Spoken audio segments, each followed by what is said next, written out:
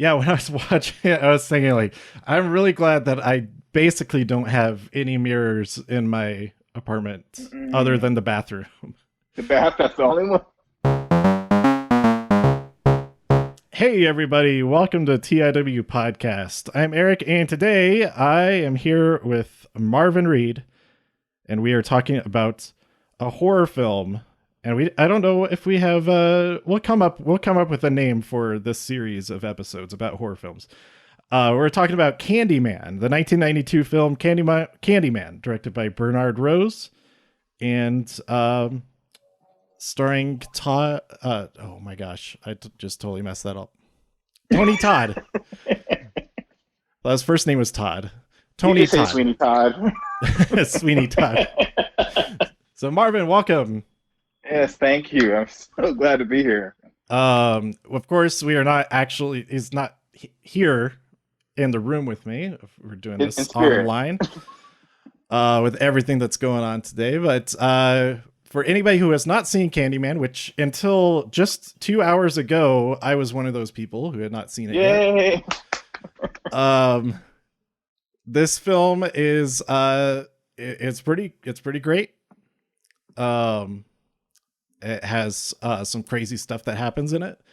But let me read just the short synopsis on IMDb. Just in case, and also just in case, if anybody wants to go watch this film, I would recommend it. Mhm. I believe you would recommend it as well, Yes. depending on your age. We'll get to that later on, but we will talk spoilers before we talk about that anyway. Um, but yeah, here's the very short synopsis from IMDb. The Candyman, a murderous soul with a hook for a hand, is accidentally summoned to reality by a skeptic grad student researching the monsters myth. And that's it. That's all they say on the short synopsis anyway. I think they Oh probably wow. have a full one. They have a whole like story that you know how IMDb is. They make it sound so innocent. Right. You don't expect really anything at all. Okay, so I have okay, here's a question that I have. Was this film the origin of Okay, they don't like mention it, they don't talk about it, they just like show it really briefly. I'm jumping way ahead here. We're into spoilers territory now already. Warning, warning. So they go our two main characters, what are their names? Helen and Bernadette. Mhm. So they're grad students. They're the ones who accidentally I guess they don't accidentally. They Yeah. they don't believe it's gonna do it, but they do it. They summon the Candyman, but they're doing like A are they doing thesis. their yeah, like are they doctorate students or masters? It doesn't I matter. think, and yeah, it's a thesis. I don't know if it They're was. doing some type of thesis for as grad students, and it's about urban legends, specifically about the Candyman legend. That is, what city is this take place in? Is it Chicago. Chicago? Chicago, that's right. Cabrini Um, Green. oh, what was the name of the neighborhood again? Cabrini Green Cabrini Green. projects. Yes, I did write that down. Um, so yeah, they're like investigating this. They're interviewing people and all that kind of thing, and they go to this housing complex or whatever you call it, in Cabrini Green, and it's where murder has taken place. And they go and look into. I forget how she figured it out. Was she just like thinking about her own apartment setup, or?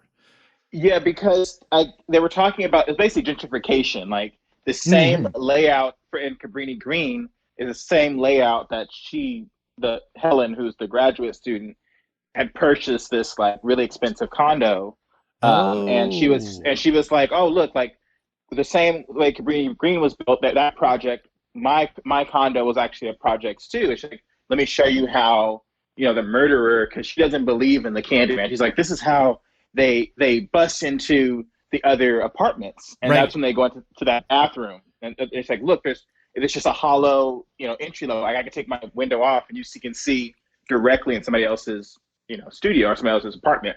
So Right, that's because when. it's like back to back Mhm. bathroom cabinets. Yep. Yeah. Right, that makes sense. Okay, yeah. That's what I thought. I wasn't exactly sure. Like when it happens, all that. Again, Because I've only seen Bernadette, it because they once. were. Oh well, so that's looking at it. I don't know how many times I've seen it. Like Yeah. so many. It's like Bernadette. Like she's like, oh, that makes sense. Like the redlining and how like the freeway separates Cabrini Green from where they are. So they're already kind of like middle class Right. citizens that are separated by that freeway where Cabrini Green is. Right. Because they're like in an area that's by there. I assume that they're near the university. Yeah, very affluent. So that's like how that's spread from where the university with the student and grad student like housing and stuff like that. Like that's how I assume that would be the source of the gentrification for the area they're in. Yes. So yeah, they go to this the building where this murder took place, and it's they go and find they find the apartment where that murder took place, and she goes and looks to test the theory of, oh, is this how a Candyman came in, or whoever the murderer is. Um so yeah, this is what I was getting to. She climbs it's totally crazy that she does this, that she climbs into the cabinet into that other apartment and is looking around in there. It's like I don't know what she was thinking. I don't know what she's thinking this entire movie, but I don't know either. Her friend Bernadette was like, "Don't do it." yeah, it's like, what are you doing? And Bernie was the sensible, like, no, don't go in there. What are you? But she goes in there and she finds this pile of candy. Oh yes. And there's a razor blade in one of the pieces of candy. So this is my question, because I don't remember. I remember as a kid hearing about like razor blades and apples and razor blades and candy and stuff for during Halloween and everything. Always check your candy. Yeah. So I'm wondering, did they put that in the movie because that is a real thing, or like a real worry? Not maybe not necessarily actually a real thing, or was it a real world worry because of the movie, or other movies? I don't know if this was the first movie that referenced that kind of thing. I think I've seen that reference in the Halloween movies before. I think it was really quick, like when the kid is like, I think it was in the second one, or they were in a hospital, and the kid is being carried on a bed, and he's like, the mom's like, I told you to check the apple before you bit it. Like, it was really subtle. So I think at that time, it was just part of pop culture. Right. Like, always just check your candy, and that was, I think they were kind of playing on that idea. Right. And is that why he's called Candyman? Well, no. Well, actually, he's called Candyman, and the story's told when Helen and Bernadette are at the dinner table with the other professor, and he's like, oh, you've been in Candyman territory. Like, I've already done so much research on him, and so many papers. Like, you're behind. And so he's like, you don't know the story behind the Candyman? Then he tells the story, and basically, yes, because he was the slave owners. He had an affair with the slave owner's daughter, and they chased him through the fields of basically where Cabrini Green is now. They chased him through the fields, right? And they smothered him in the honey. And then a kid, and I don't think it says it in this one. It says in the second one when you watch it. And so there's obviously Candyman 2. Right. There's a kid who says, Candyman. So the kid made his name up. Oh, because he tasted the honey on his from the beehive. Oh, from the original guy. Yes. The kid there did it. I see. Okay. And then that's when the townspeople, they all joined in on it and said, okay, we'll call him that. Okay, I got you. That makes sense with the honey. That's where it started. Right. So it's just so he's kind of the actual candy then is maybe like oh, I'm Candyman anyway, so I might as well do some stuff with candy, I guess. Play around with it, Cool. Or like, yeah, that's a good. Uh, yeah, that's all I was. That's all I was wondering about that point. That's like such a small detail and such a small detail to So small. start the whole discussion about. But there are lots of jumping off points there, for sure. So like you said, we there's another professor who, and that professor I believe is played by the director Bernard Rose. And he's like he's like, oh well, I did a thesis on this 10 years ago. You don't know the story and all that. Being real condescending, of course. And so yeah, he tells that story that you just summarized there. And I thought that was interesting. Like, it's so weird that it's like this whole group, like, is all of their, because we also see her husband, Helen's husband, is also a professor, and he was doing. We see part of a lecture at the beginning of the movie. Yes, at the beginning, and he's talking about urban legends. Yeah, and folklore. It's modern oral folklore. So like they're all just folklore, or I don't even know what topic. That's just what their field of academics is. It seems like, yeah, they're in that same department. Yeah. Which I didn't know was I didn't think that was a specific field of study, let alone to have at least 2 tenured professors with expertise in it. And at least 2 graduate students, and a whole lecture hall full of people. Yeah. I guess that could be. I guess they could be just like general. It could be just a general class, but good. That fulfills their. But like you said, it was their GE. Yeah. We're gonna learn about urban legends. It may be true, maybe not. Maybe not. Yeah. So yeah, I thought that aspect of the film was interesting, and you've seen all 3 of the films so far, right? Yes. The first 2 are the only good ones. Oh, the third one is not good. Nah. I was reading a little bit, mostly of the page on the new movie. We'll talk about the upcoming new movie later. Oh yeah.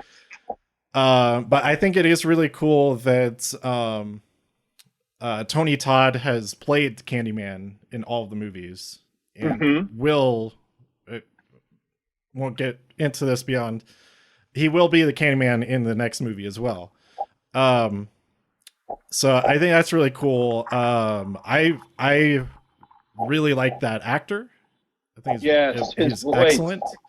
He has an amazing voice. He does the voice of Darkseid in a lot of stuff. Did you know he was in Final Destination? What's that? He was in Final Destination. Oh, I haven't seen those movies. Oh, yeah, he plays a coroner. Okay. That's his little role, and I think he was in Wishmaster. Yeah, he's been in a lot of horror movies, which is awesome. But yeah, he's Darkseid in the DC animated films. He does the voice a lot there. I guess he did the voice of. I haven't seen this Transformers movie, but he's the voice of the Fallen. And I thought, oh well, that sounds like something that he would be a great voice for sure. Yes.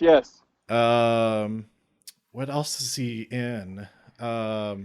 So many horror franchises he's appeared in or done voices and stuff for. But yeah. Anyway, I'm really I'm even as I was looking up stuff for, so I got kind of spoilers for this movie while I was looking up stuff about the new one. Yes. But is he in all of the Final Destination movies? Well, he's or just like a couple, like just he's been in all of them, like a little little vignette, but the main ones he's in the first 2. Oh, okay, I gotcha. So it's like kind of like flashbacks, maybe kind of thing. Flashbacks, and like they're trying to figure out like, why is this happening? Why are all my friends dying? And he's like, well, death has a pattern, and it's gonna go. Like he's telling them like how this is happening. Right. Because he's cremated all of the kids. Right. death has a purpose, and you're gonna, you're part of the pattern, and make sure that you don't try to skip. If death skips you, it's gonna come back and get you. It's gonna come back and get you somehow. And he's like that voice, right, for the movie. Nice. Like, remember what he said. Remember what he told us, that death comes in threes. Remember, it's gonna happen. Yeah. I need to watch I think I maybe saw one of the first couple. Mm-hmm. But I honestly can't remember. Okay, so I did, before we talk more about this movie, I totally skipped.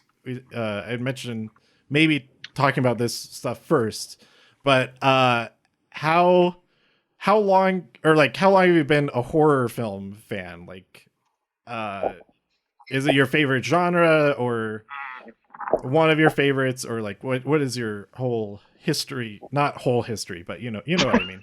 It all started when dinosaurs ruled the earth. Well, the original horror film. The original. I think when it's kind of sick to say this, but when I was like in preschool, like I think my mom just was into, those classics. I remember the very first one I watched, which I don't know, would you count this as a horror, but Leprechaun. Oh yeah, totally. That was the very first one I watched, and I was like, okay, this is kind of funny. But I don't think it's not too scary, but just funny. And then she like progressed through. It was like, it started off with that, then it went to Child's Play, and then from Child's Play it went to Freddy Krueger. This is still in preschool? This is like preschool, yeah. This is preschool. Oh my god. So it went from all the Child's Plays and the Freddy Kruegers and the Jasons and Michael Myers, all like those movie monsters, and then that's when it finally came to the Candyman. Right. But that was like, I feel like the Candyman really like just scared me so much, just specifically because he was a black monster. And I'm like, oh my God, this is real. This feels real. And two, the music, that Philip Glass was really chilling. Yeah. Because it was so minimalistic, it was the organs and just going off on the music real quick. The opening title sequence, that was Philip Glass too, right? Yes. Yeah. I loved that. It also reminded me so much like some of the action movie, or not action, some of the horror movies from this time and like late 80s especially. Like Halloween, all those movies, he like did the music himself and came up with the music, and it's all synthesizers and everything. Yep, synthesizers. And this one with the Philip Glass, I mean, there's still like the synthesizer kind of sound to it, but it is also orchestral. And I really like that about, Philip Glass in general, that it does have that electronic, because it's like all like math kind of based. Very layered. But here, I always love hearing that with real instruments. And stuff like that. So I really like, because it did remind me of because Shining also had lots of synthesizer in its soundtrack. By a future episode, have you seen Dr. Sleep yet? No, I have not. Oh my gosh, you've seen The Shining, right? Yes, I have. Okay. How many times have you seen The Shining? Twice, but that once again, this as a kid. Right. Okay. As a kid, so there's so much that I missed that I didn't really interpret. Yeah. But I remember I've seen it twice. Okay, so this will be a perfect one for you to see Dr. Sleep. When was the was both times as a kid, or did you watch it as an adult also? I would say probably first and then fifth grade.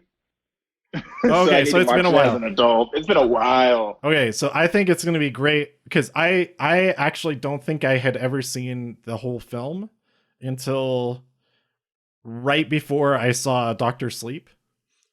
Like having gone to film school, like we would watch parts of it like a lot. Like so I felt like I had seen the whole film, but I actually hadn't at all. It's a totally different thing seeing it all at once. But Dr. Sleep, so like it didn't get a whole lot of attention, I thought. It wasn't clear that it was even had anything to do with The Shining because it has a completely different name. So I think that didn't help anything as far as like Shining fans go. And then also, I think people who are Shining fans probably are like, oh, rolling their eyes, like, oh, they're making a sequel to it. What was that about, or whatever? So I can see like all those factors like working against it, I thought. And I think, and I feel like there's going to be some similarities to that because with the new Candyman, that is a direct sequel to the film. The spirit, they say a spiritual sequel. Right. Whereas like the second and third Candyman films are not, it's the character, but it's not the story. It doesn't continue that same story. Right.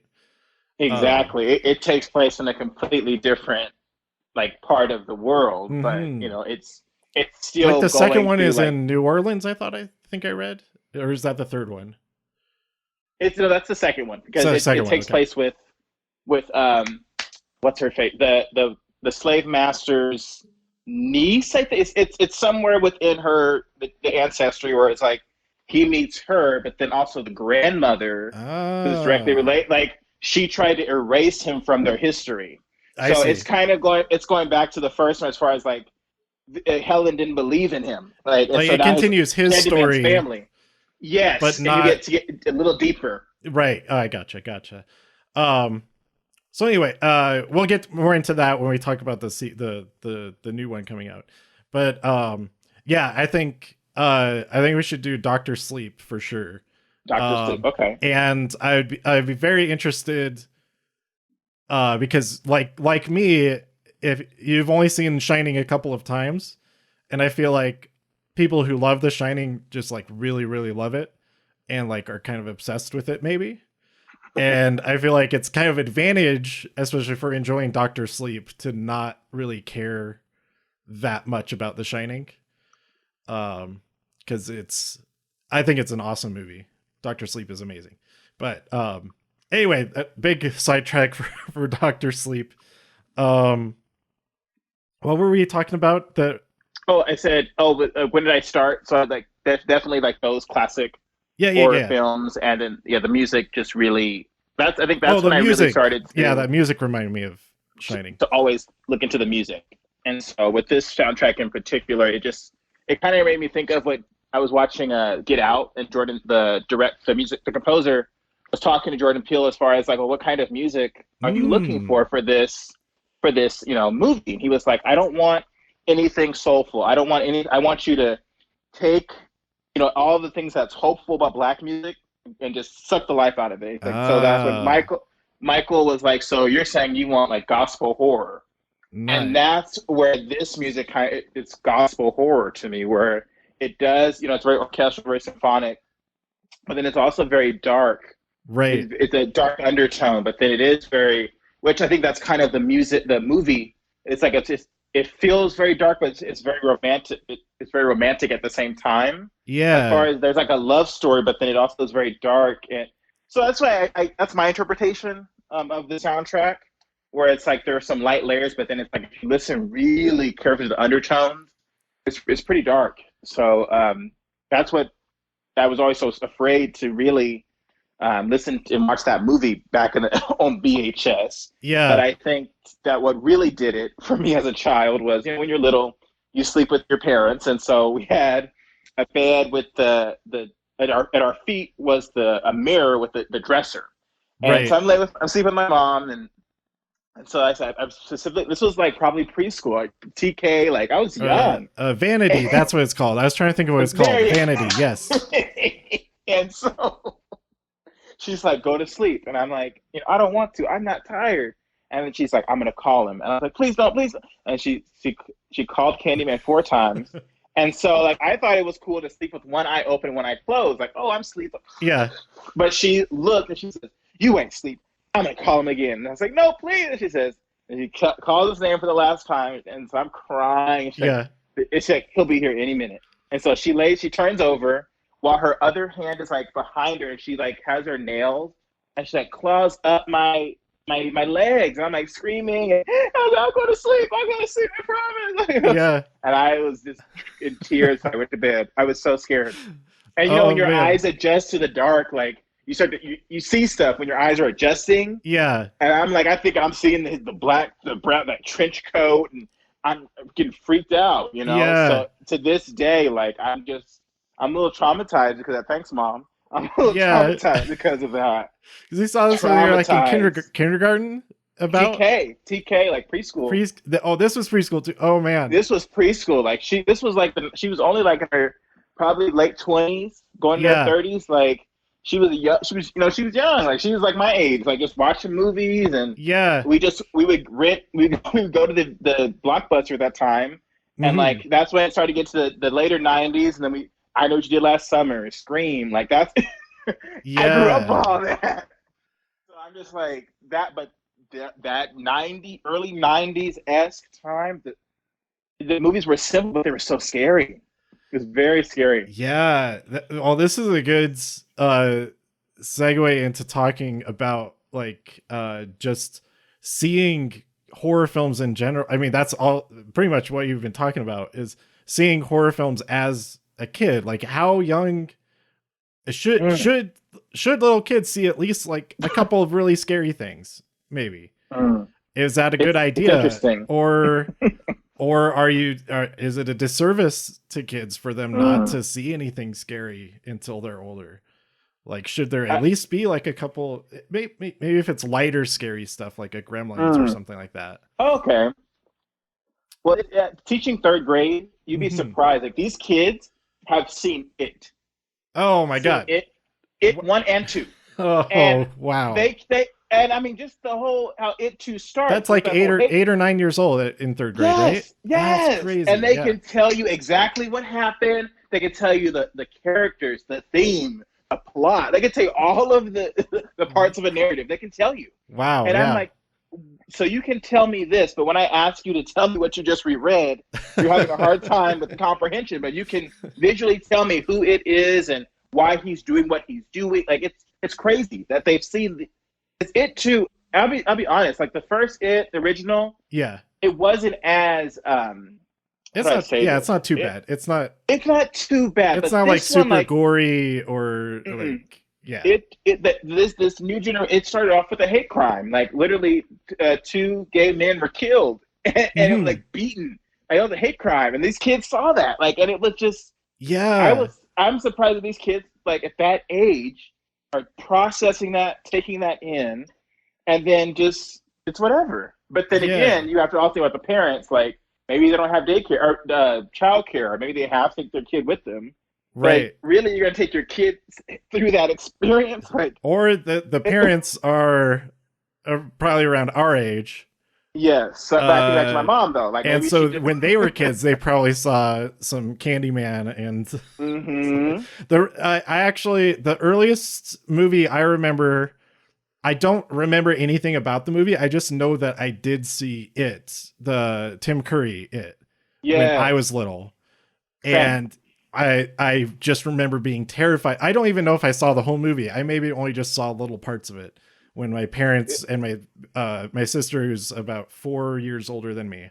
So it made more sense for her to see it because she was probably like 10 or something. Like 10 is still like really young, but to see any version of it. But I think that's the earliest horror movie, like straight up horror movie I remember that I just have any memory of is the original It. But yeah, I definitely watched Gremlins, and I loved that as a kid. And it wasn't number 2. Yeah, number 2 was great. Number 2 was great too. Number 2 was more silly. It was more like fun, which was great for kids. I don't know if it really was meant. I haven't watched the second one in a long time. Maybe it's not actually for kids at all, but no. But I did watch. I saw Gremlins in the theater a few years ago. Maybe like 10 years ago now. Like getting really old, but again, seeing it as an adult as opposed to when I was a kid, I was like, this did not age well at all. Like it is a ridiculous kind of bad movie. But as a kid, it was great. And of course, all the references you can make to Mogwais and Gremlins is that'll never go away, never get old for me. That's for sure. I'm trying to think of. So for me, I didn't really like horror movies all that much. Growing up, I think Gremlins was probably the only one. It was probably because I saw it that I was like, no, I don't want to be scared. But the movie that got me into horror again, I actually had the opportunity, like I got an email or something to see You're Next. Oh yes, it was like a couple months, or maybe it's only like a couple weeks before it came out, like wide and that's release. the one with the house, right? Where they're like there's these teens in a house and they're trying to like the last one standing or something. It's their. I think it's a family. There's the animal masks, and actually, I feel bad that I don't remember exactly what happens in it, but it's amazing, and it's total slasher movie. Because it kind of had the Strangers feel to it. Yes. Yeah, because it was the neighbors. Feel. Yes. Mm-hmm. Spoilers for Your Next. Sorry. Everybody. Kind of spoilers. I don't remember if it was actually I don't. There's something to do with the neighbors. I don't remember if that might not be a spoiler or anything. But they're like in a like a mansion kind of. It's like house, a mansion with the neighbors are kind of far away. They're like in the there's like woods and stuff around the house. That it's like that kind of setup. But that's like the setup for like half of those types of movies anyway. So yeah, I got like an email for a free screening of that. It was like early, and it was part of promotion for this Mile High Horror Film Festival that was going to be happening like the next month or something. And I saw that movie and I was like, oh, that was amazing. I love this. And then I got me hooked on horror films because an adult, I was like, oh, they're not scary. Or like they are, but it's like it's just a movie. It's not gonna kill me, and they're actually pretty fun. For the nuance. Yeah, like what is there a message behind what this movie is about? Mm-hmm. Is it just a slasher film, or are they commenting on relationships or societal issues and all that kind of thing with it, which Candyman definitely does. So yeah, but okay, so what would you say your favorite couple of, not in any order particularly, but what are your favorite horror films that you would recommend? Probably the whole Freddy Krueger series. Okay. Number two, but the whole series, I think it's a beautiful work of art, and it holds up. Like it just, I think that was around the first time, like around the 80s, 90s, where they were really playing with pop culture and how a monster can be scary, but then also funny. But the Leprechaun too. But I feel with Freddy Krueger, he started off with not too much pop culture references, and then the directors really started to play with that. Right. And then it's like, oh, we can put some pop culture in there. And there's like one in like number 3, spoiler, like one person dies and it's welcome to prime time. I was like, those fun little jabs. So I think it's quite a ride to experience the whole Freddy Krueger. In kind of a way, like 80s action movies like started to do that. Yeah. The one-liners and things like that. But they were scary, but I really liked just about every, and like have your dreams, and like my favorite one is when they got powers. They have dream powers. Oh, okay. So that's they were trying to Dream Warriors. I need to watch those because my favorite movie is like, since I only just started watching probably like the last 5 or 6 years, like getting caught up on all kinds of stuff.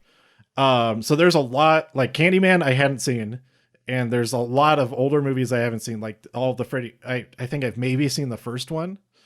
For Johnny Depp. And even that I don't really remember it. But like hearing that's like Freddy Krueger is in your dreams and all that kind of stuff. I love that kind of thing. Because I've before I got more into adding horror films into the fold, all about the science fiction stuff. And there's so many great like hybrid franchises that bring sci-fi into that horror world or vice versa. That like also Alien. I think I saw Alien when I was a kid, but I didn't remember it very well because because it was scary. But like now I have even more appreciation for stuff like that where it's like crosses over. But I need what you said about the Freddy Krueger movies, the Dream Warriors, and stuff like that. My favorites, actually, I really like The Conjuring. Yeah, that series is great, and that whole universe that they've been building and connecting together is amazing. And I love every new one that comes out, like The Nun and Annabelle Origins or whatever the other. I don't even remember the name of all the movies. There's so many. That whole James Waniverse of horror is awesome, but I don't think it's part of the universe. But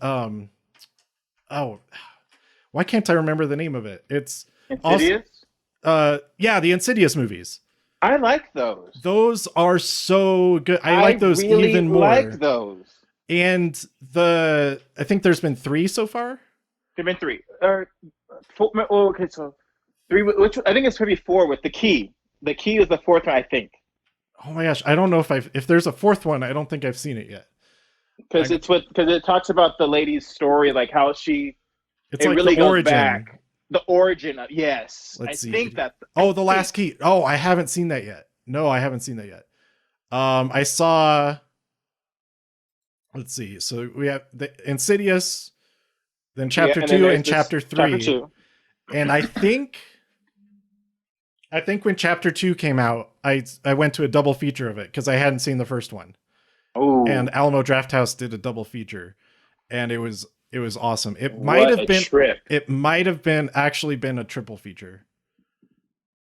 Which and the music in that one is a trip. Like there's not really like a huge soundtrack, but when it is, like it's intense. It's very intense. Oh, it's so good. It's so good. Everybody go watch Insidious. Tiptoe through the window. I am pretty sure I haven't seen The Last Key yet. I need to watch that. I don't think I tried to I tried to stream it illegally and I wasn't feeling it, so I was like, okay, I'm gonna wait. So maybe that's what I'll do maybe I'll do that this weekend. Maybe I'll just watch The Last Key then. Right. Yeah, it's kind of interesting, like because that one lady who is also in an amazing film called The Visitor. Is it called The Visitors? The M. Night Shyamalan? Yes. Or The Visit, I think that, or something like that. What is it called? And then she's also in a movie that just came out this year. It Chapter 2. She's in It Chapter 2. She's the crazy old lady who like stops talking for like 30 seconds and then just like starts. I really like that part of It Chapter 2. What is the So I'm going into an IMDb hole here. Oh, this is good. What was it? No, she wasn't in that movie. She wasn't in the M. Night Shyamalan movie, was she? Maybe I'm just confusing old ladies. Maybe together. It was a different. We're just mixing it. I thought she was in.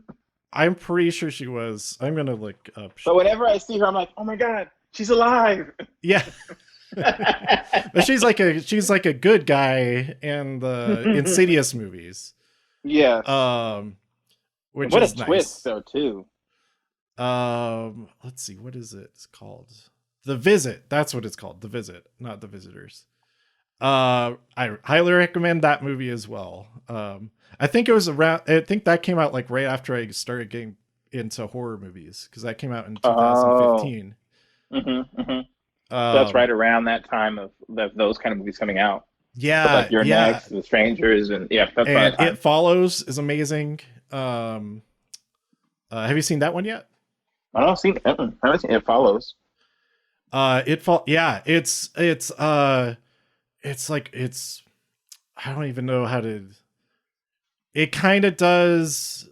It kind of puts things on its head in a way, like like Cabin in the Woods did. Ooh. So it's like every couple of years, it feels like we get like one or two movies that do that kind of thing, that they like they don't really change horror, but they like innovate for just like, you know, they do something really innovative that is kind of like a must see sort of thing. Mm-hmm, mm-hmm. Okay, so let's where were we even? We were talking about kids seeing movies. Kids seeing movies. Our history seeing as movies. a third grade teacher, I think the age maybe fifth. I think would be good because they're about to get in that middle school. Yeah, fifth range. grade. I think fifth going to sixth would be appropriate, but anything lower than that, I feel like it's traumatizing.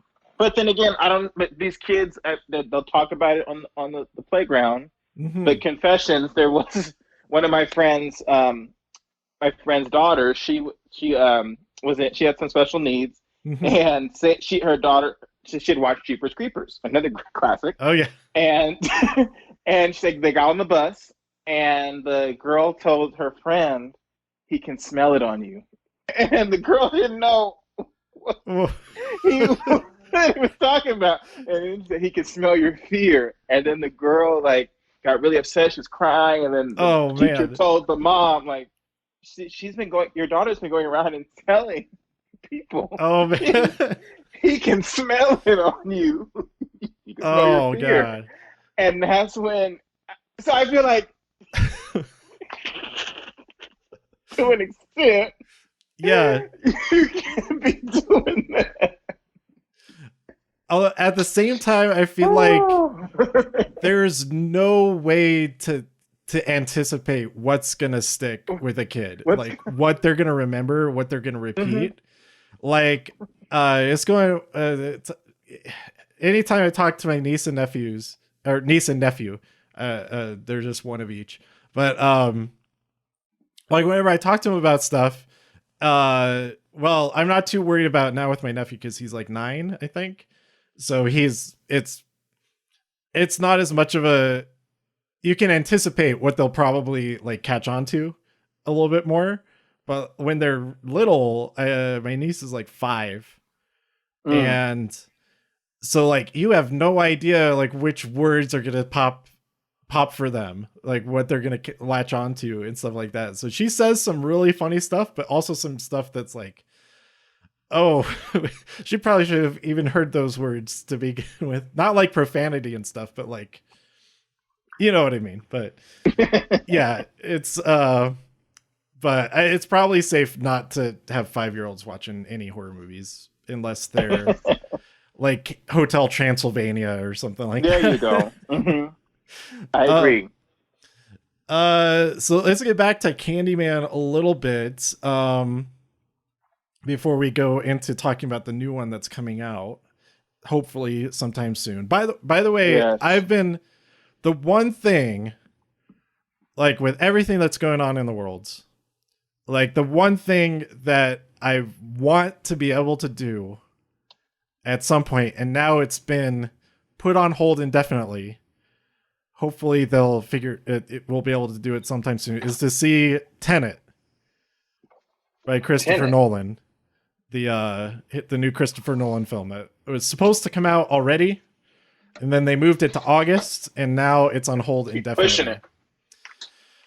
Because it's going to be, I wanted to see, not just to see it, but to see it in IMAX, because it's going to be amazing. I saw like the preview in IMAX before all this started happening, and I was way more excited than the movie that I then saw after that preview. I don't even remember what the movie I saw after that was. It was probably a really good movie, but I don't remember it at all.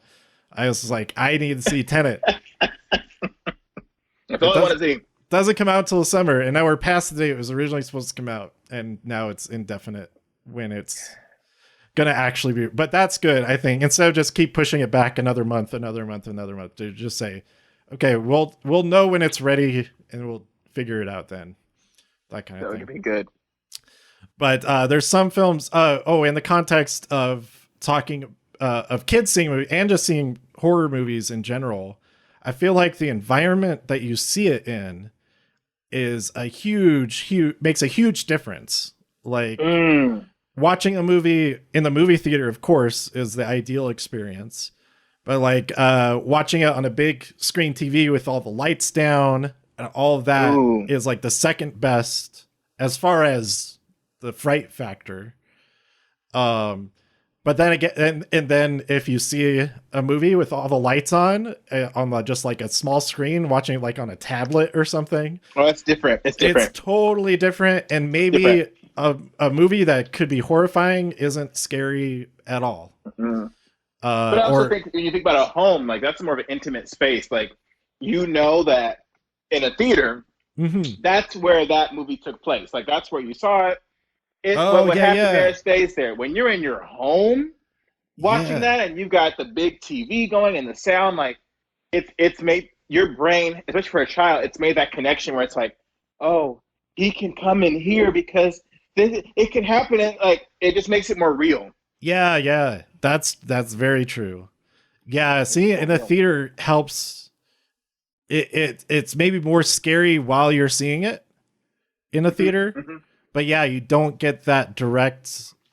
Like a lot of times, I'll be playing video games or something while I'm watching like a series or something like that. And anytime I do something in that, mainly like Minecraft or something, I'll be like, oh, I built this thing while I was watching this, and now I remember the thing that I was watching. Like I watched Unsolved Mysteries, the new ones, and there's a whole project that I was working on in Minecraft, and now whenever I walk past it, I was like, oh yeah, the hairdresser lady that got abducted and went missing. That's right. Oh yeah. So maybe, as far as that one goes, maybe not a good memory to have while she was so sweet running through I think it was her husband, but that's a different story. Okay. Right? Yeah, because he oh my gosh. He had no empathy. He was just like, yep, me and it's like, oh, I locked him out because I didn't want there to be a problem with his stepson. I was like, dude, you totally did it. You totally did it. I have her ashes. Like, well, so he calls him by his first name. Like, I was like, Jerry has her ashes. I'm not allowed to see him. Blah, blah, blah, blah. I'm like, that guy definitely did it. But he's like, totally did it. There's no way. I was where I lived. I was working 15 minutes away, and the time was this. And it's like, no, you did it. And he definitely moved the truck because he would have keys for it. Mm-hmm. Yeah, I think was this the first episode? I think it was the first one. Or the second one. Second. The first one was the guy jumping off the building. Oh, yeah. That one was supposedly. That maybe they were placed there because his glasses weren't broken and stuff like that. That was kind of crazy. That second one, the husband totally did it. Totally did it. Just jump. Yeah. No empathy. So there you go. Check out Unsolved Mysteries. Mysteries Unsolved. What was it? The fifth episode? Oh, did you watch the one in French? I skipped it because I skipped that one. I couldn't get into it. That was the third episode. I know what you're talking about. Fourth or third episode. I just couldn't get into it. Yeah, I'll go back and watch it someday when I can actually, because like I said, I was watching it while I was playing Minecraft. So that's me being lazy. It's like you can't watch Parasite and have something else going. You have to stay focused. Exactly. Like I want those. I need to watch Dark, but it's in German, so I need to be able to pay attention. Plus, not just that it's in German, but apparently it's like it can be really confusing. Like it gets really complicated and stuff because it's well, I don't want to spoil. I don't know anything other than it has something to do with time travel. I don't know anything. There's time travel, so all time. I love time travel, so I know I'm gonna love it. But I have to be able to give all my focus to it. Mm-hmm. Oh, that was another huge sidetrack there. Well, let's talk about what happens in the movie. Is that once Candyman is summoned, so we talked about pretty much up until she goes to that building, and she meets the neighbor of the woman who is killed, who has an infant named Anthony, and she just kind of gets wrapped up in all of this because of Helen's involvement and all of that, and it really sucks for them to get involved with a thing that was already really horrifying for them. She talks about how she heard her neighbor yelling, screaming when all that stuff happened. But Ted Raimi. That Sam Raimi's brother? I don't know. He was Billy at the very beginning of the movie, and like the story they were telling at the start. Yes, yes. Mm-hmm. Oh yeah, he's got to be. He was in Ash versus Evil Dead. He's got to be Sam Raimi's brother. Another IMDb sweet to the sweet rabbit hole. Yes, frequently works with his brother Sam Raimi. There we go. And Sam Raimi is directing the next Doctor Strange, I think. That'd be interesting. Kind of a bummer that another great horror film from the director of the first. Oh, why can't I remember his name? I follow him on Twitter. From the director of the first Doctor Strange, he is called Scott Derrickson. That's his name. Have you seen? What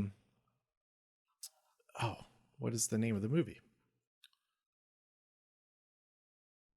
Sinister. Sinister. I don't think so. Okay, that's a really good one. Oh, no, I'm thinking of the devil inside, like the elevator one. That's what I'm thinking of. Oh, okay, I gotcha. That's why you said Sinister. I thought you meant that one. So Sinister, he directed the first one, and then he wrote the second. I think he wrote the second one. Yeah, they're really good. They're really good. It was cool. He lives in Colorado, so he did. He was there in person for a screening of the first Sinister, which is pretty cool. And that was before Doctor Strange came out, and I don't know if he was able to actually talk about it yet. So that was pretty interesting. Seeing him in person, answering questions about Sinister. But yeah, check out Sinister. It's really good.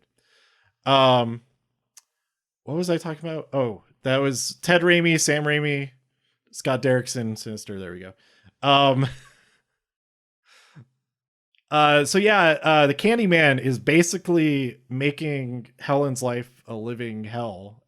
Basically mind torturing her and actually not torturing her in some ways. And so some of it, like, okay, what do you think? Well, you've seen the later movies. So is Candyman an actual person? Like, does he exist like physically? Well, here's the thing. It's kind of confusing even for me to describe this. Remember when she walked back into like his lair? He was there. He was sleeping. I was like, what are you doing? Just sleeping on the thing. Oh, really? Like when she originally went in there? Yeah, like towards the end. Okay, so she went back to her apartment. She saw the cheating husband, whatever. And then he's like, I'm the only one that you have to come to me, and I'll show you with babies, whatever. And she went back in there, and she tried to like kill him. Yeah. And they like were like, oh right, yeah, because she like stabbed him. That was so weird. He was just sleeping. He was just sleeping there. Yeah. So, if not for that, I would say that he does not physically exist. I think. So because he said it was always you, Helen. Because it was always you. Because I feel like she actually did do all those things. Maybe. It was always you. Helen. That she was being controlled, like she physically did all the things, but she was like being controlled with the hallucinations or whatever. Because she kept fainting, kept blacking out, like every time. Like, can you stop falling over?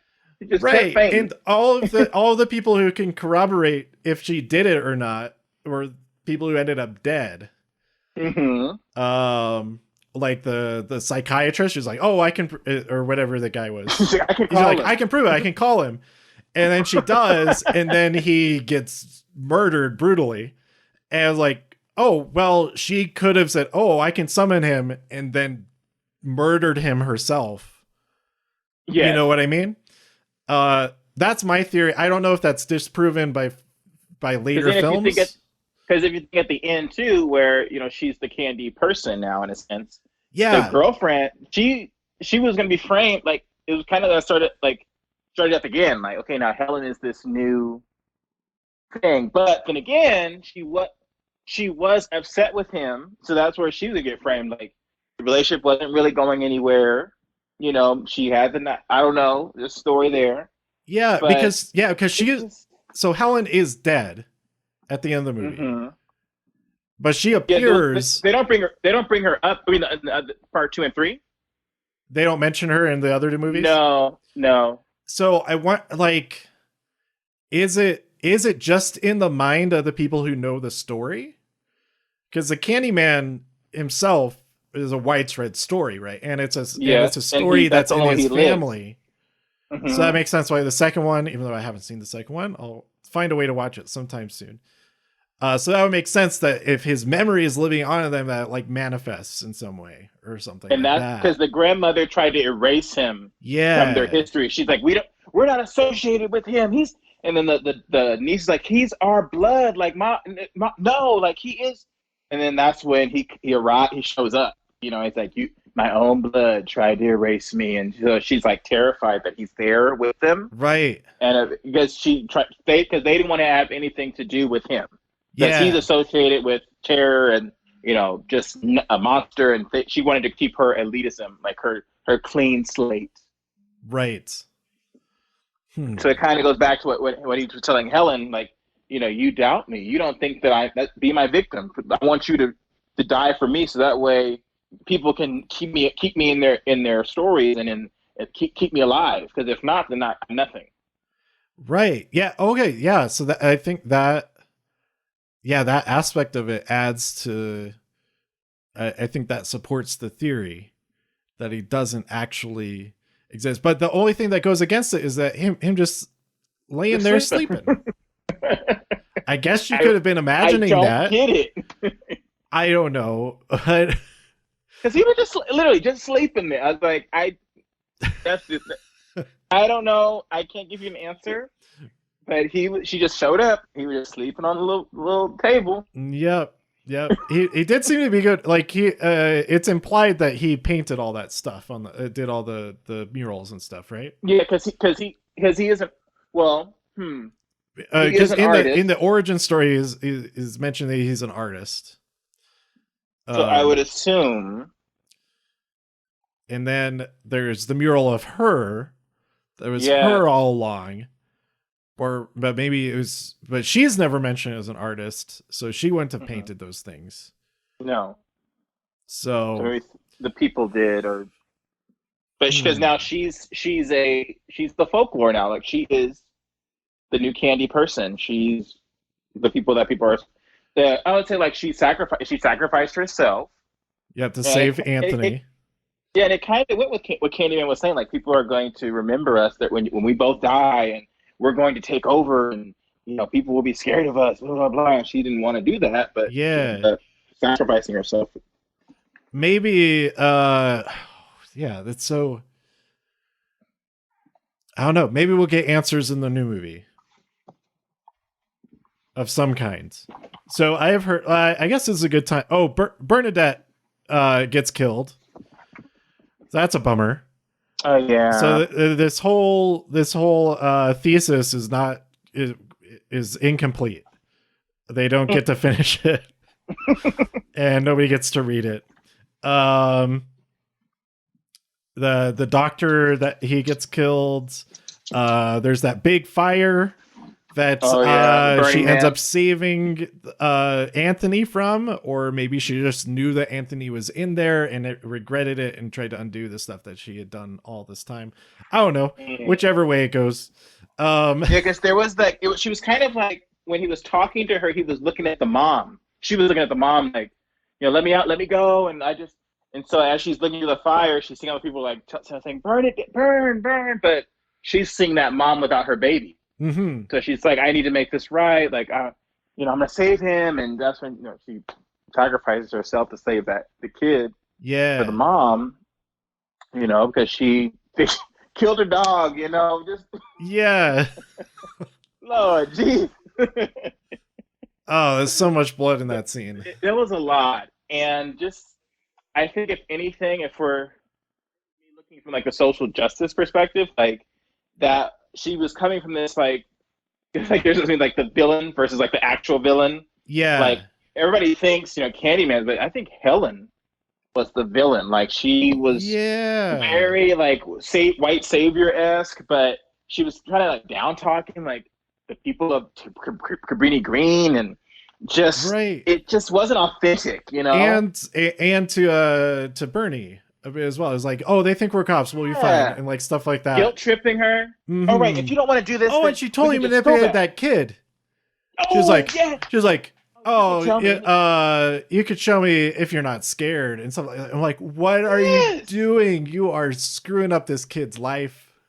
Candyman's gonna get me. He's like, Candyman's not real, but thank you for telling me all this information for my thesis. Yeah. Oh. Like so in a way, I don't feel bad that happened to her, because she manipulated so many people. And I think she's the murderer anyway. So yes, it was always you, Helen. It was her. I am completely convinced that she was the Candyman this entire time. And the stabbing him while he was asleep, she was just imagining that, and it's a rationalization. You just explain it away like that. Helen.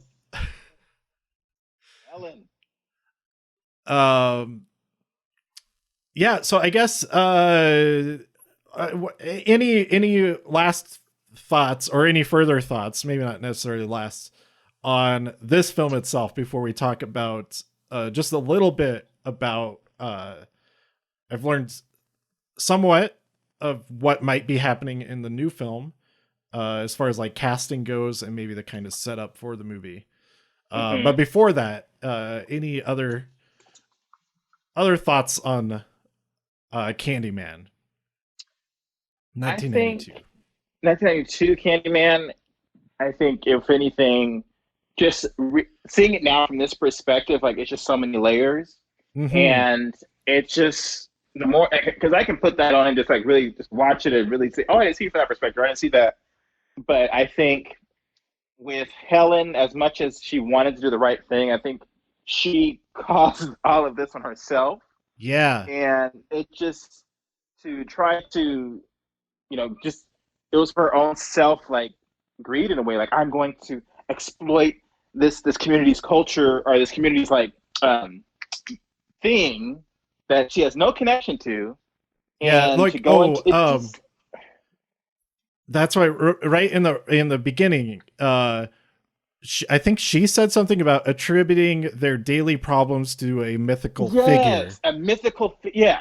Yeah. You're like that because of this. It just wasn't authentic, and I just feel like those undertones and those little that privilege. She was very privileged, and it just didn't really seem like she really cared about these people who were going through this stuff. It was for her own self gain. Yeah, definitely. There was another thing that she said. I think she said, or somebody said, like, towards the beginning of, I can't remember what it was. There was another like really poignant thing that either she said or maybe Bernie said towards the beginning that I didn't write it down, but I forget what it was. Oh, when she was she went to the bathroom and the guys got her. Yeah. And then she was like, a black woman calls the police, nobody does anything. A white woman, says this happened, they shut down the whole complex or something. There was that. Yeah. There's another thing earlier when I forget her name. What was the character's name? Anne Marie. So the mother of Anthony. Oh yes. Where she says, I called the police and nobody came. And it was just like, that like they didn't like elaborate on that at all. Like that's all she said. And it was like, that was like such a strong point about what her specific experience is. And like just that part of just that neighborhood in general, it seemed like that if something like this did happen, that didn't seem surprising that the police didn't come to help.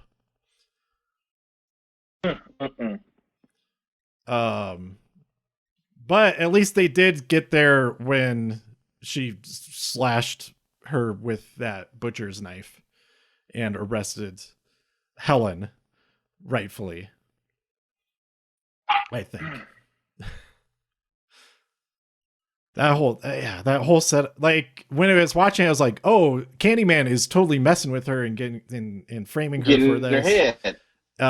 Like set up this whole library thing to get her arrested and all that. But then in the psychiatrist, whatever, the guy in the office before he dies, whoever killed him, she killed him, pretty sure. But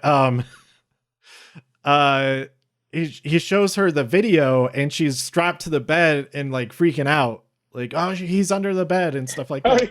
He's under the bed. And oh my gosh, have you seen Invisible Man yet? The new one? Oh, but they said the soundtrack is really good. Oh, soundtrack is great. The film, I thought it was really good. I thought the whole thing was really good. There's a whole thing it could go into about.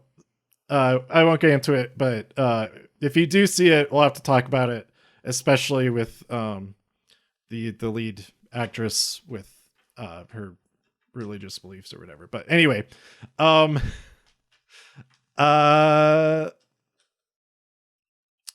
don't know. Sorry, I don't know if I interrupted your thought or if I was segueing. Oh no, I think it's good. We can go to the new one. I'm excited to talk about the new one. Okay, yeah, cool. So the new one, all that I've read so far is that let's see, Candyman 2020. No, Jordan Peele is producing it.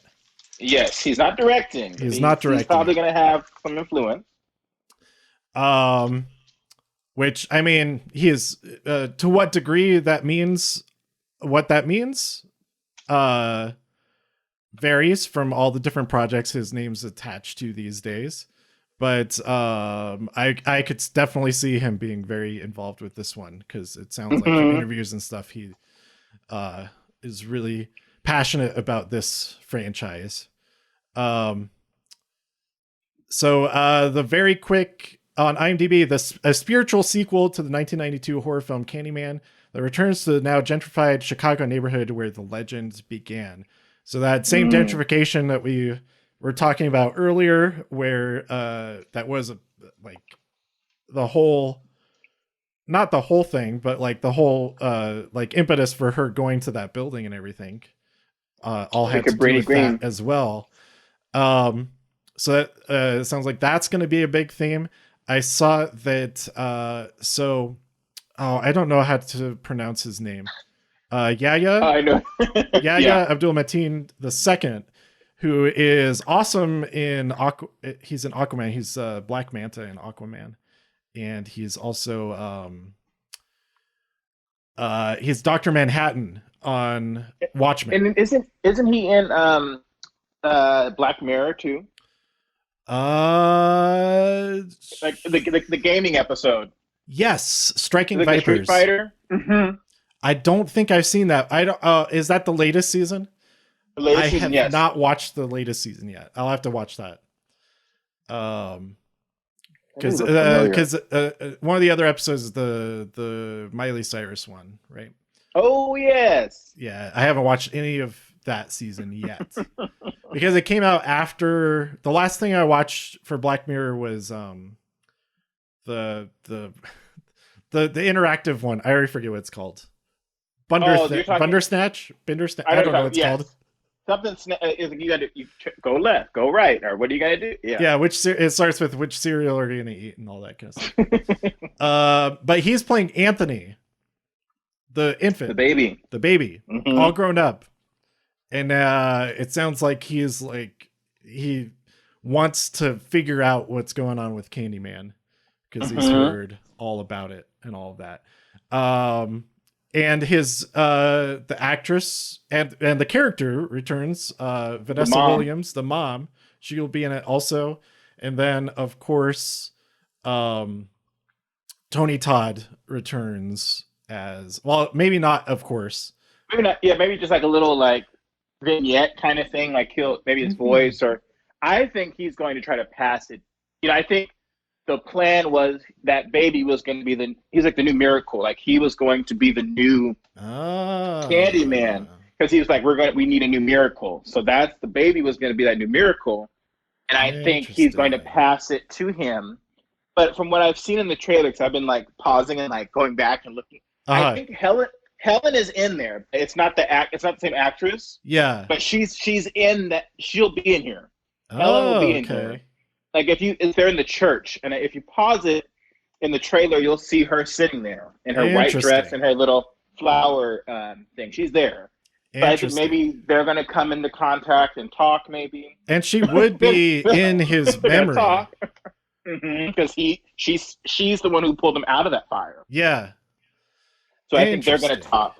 And she may have been the one who actually kidnapped him, and maybe that's what we'll find out. Ooh.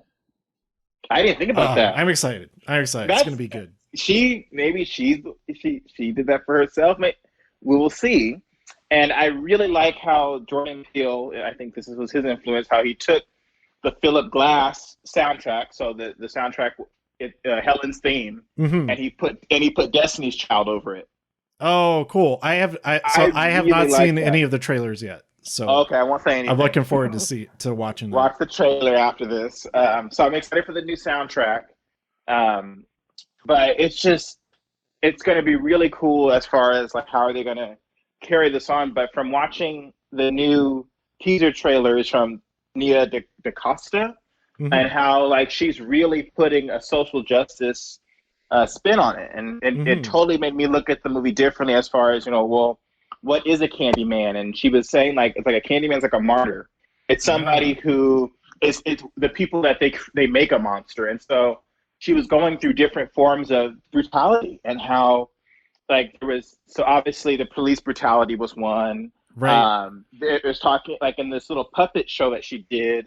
I loved how, and I wish that more movies did this versus like giving away so much of the movie. Yeah. It was just one of these like simple puppet shows, but the Candyman music was playing in the background. Yeah. And it basically took you through like, I think 4 or 5 like African American like tragedies, like deaths in a way, like a man coming it's like a puppet that's coming from a candy factory and offering kids some candy.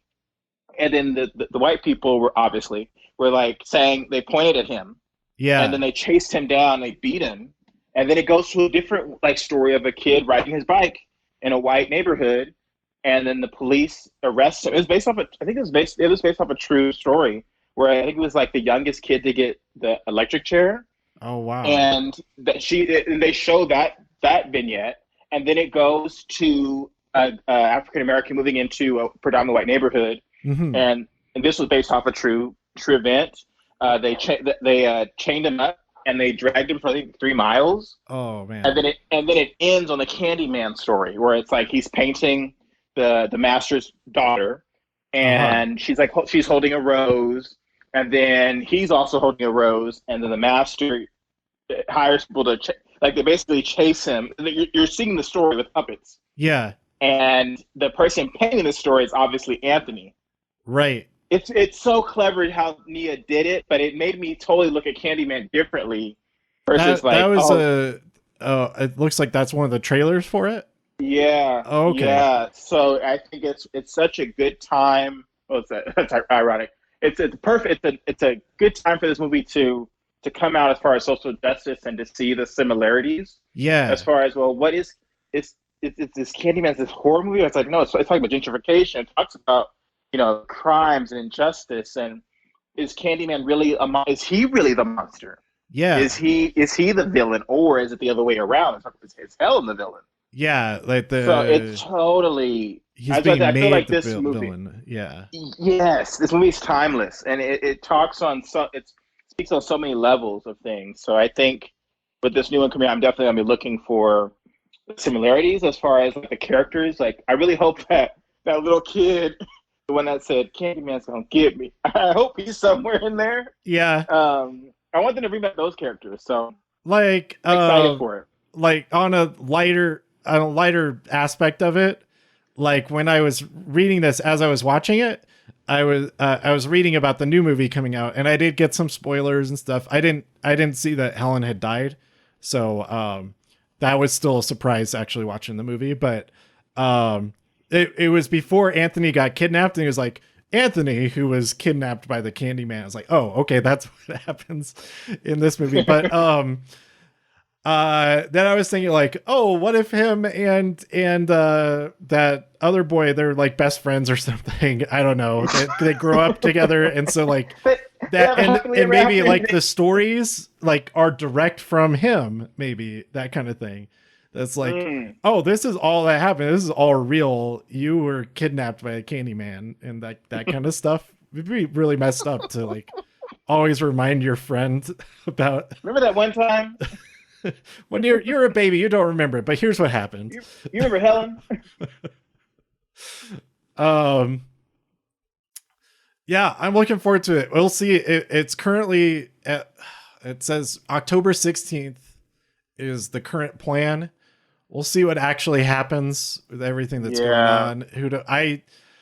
I personally don't think I'll be, even when things start opening back up with like more people going to them. I'm not going to be going to anything that's not necessary. Just for it to be safe. Yeah. Because like all last year I was doing comic conventions. And then also a little bit of the drum corps thing.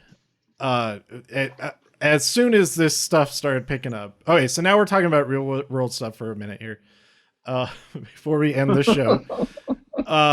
So obviously if you're listening to this years from now, we're talking about COVID-19, the coronavirus, all that stuff. Maybe it's been erased from history at this point otherwise, but yeah, when it first started being reported in the United States, I'm in Colorado. Marvin is in California, and the first like outbreak of it was like in Washington, and it was right when I had just visited the Northwest. I had gone there for some wrestling shows to Seattle, Portland, and Vancouver. And so when I got back, I was like, oh, that's not good. It sounds like I was where this virus is. But little did anybody know, it was probably already everywhere at that point. It's just that it was ignored completely by people who should have not been ignoring it. And no one knew what it was. And we could have caught it. We could have been like a lot of these other countries that were, I mean, nobody handled it perfectly, I don't think, but some came close for sure, especially at the beginning. And the denying of it even being of a thing has been devastating now, because you can't deny that it's a thing anymore. And yet still people think that it's a hoax, that it isn't real, just because they don't know somebody who has gotten it yet, or they don't know that they know somebody who has gotten it yet. And I don't know where I was going with that, but I feel like I was going somewhere with that. But okay, so the last movie, movie theaters, that's what we're talking about. So and I was doing conventions. I did have a convention in Las Vegas. They still held that convention. It was in the end of February, I think. And they still held that convention in Las Vegas. And people went to it. And I was like, no, like even 2 weeks out from it, I canceled my flight. I was like, there's no way I'm getting on an airplane with this going on. And I was planning on maybe driving to it. And I was all set I had my car packed and everything the day before that I would have to leave to get there in time. And I was like, I'm like 99% sure that I am not going to go to this. And then I texted my sister and brother-in-law. I was like, okay, I'm pretty sure I'm not going to go to this, but I do have a convention scheduled this weekend, blah, blah, blah. And they were like, no, don't go. And then they sent me an article. This was really early on. And there's only a few people who are like really like putting the word out there, like this is a serious thing. And it was because at that point it was basically it seemed like the belief at the time was that it only affected people over the age of 50, basically. And a couple days before that, AEW, All Elite Wrestling, had their show Dynamite here in Colorado. And I went to that show with my friends. And I was telling him, like, oh, I have a convention in Las Vegas this weekend. And he's like, oh, you're not over 50, so you'll be fine. I was like, yeah, that's probably true. Something like that. But I was also thinking, like, no, well, what I hadn't thought about was the spreading it to other people, that healthy people can spread it. And that not a lot was known about that. And it did seem kind of just like a theory at that point. And the article that they sent me was like, oh, taking advantage of these cheap, because that was the big thing right then. It was like, all these young people are going on these trips, traveling all around because the flights are really cheap. And it's like, no, that's a really bad idea because they're going to spread it. And they did. Maybe not specifically. That's not the only reason it spread, but it certainly couldn't have helped at all. But yeah, so I had a ton of conventions planned for the last several months and the upcoming months. And like, as we get a couple weeks out from all of them, they've all been getting postponed. We'll try it again next year or that kind of thing. But even when they do actually happen, I think it's going to be a while until I personally actually go to any of those.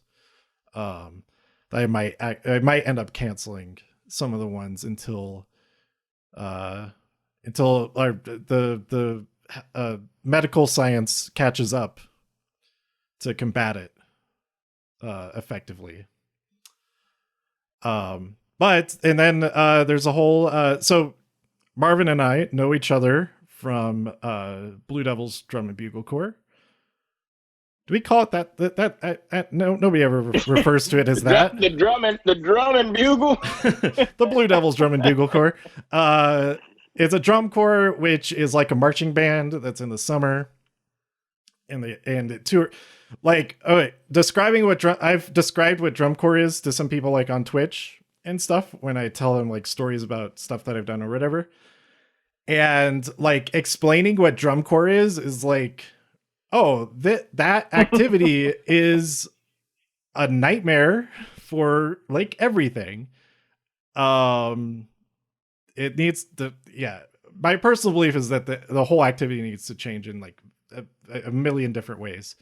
But when this all first started happening with COVID, I was like, oh wait, drum corps is a horrible idea to take place because it's basically 200 people on a handful of vehicles going all around the country, sleeping all together in a gigantic room or all together in buses as far as staff goes, or wherever the staff does for other groups.